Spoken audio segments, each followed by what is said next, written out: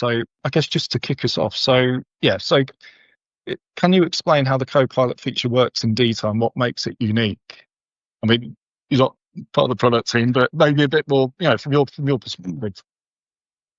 Essentially, you could language models. I'm pretty sure everyone understands that. But excuse me. Essentially, it's a chat. It's like having ChatGPT, but the language models we have in our environments, we're continuing to feed with specifics around condition monitoring practices, reliability, maintenance. As I said earlier, we're also for each of our customers that decide to put in their knowledge documents.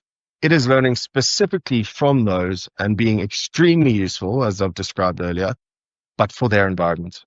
So, what is unique about ours? It's best class in the world, but we're continuing to make it better as it relates to predictive maintenance. So ours is going to be the best reliability engineer you've ever seen. This virtual one, I think.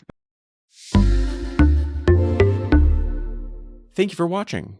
To learn more about this topic, check out the links in the description. And if you enjoyed what you saw, like the video and subscribe to the channel.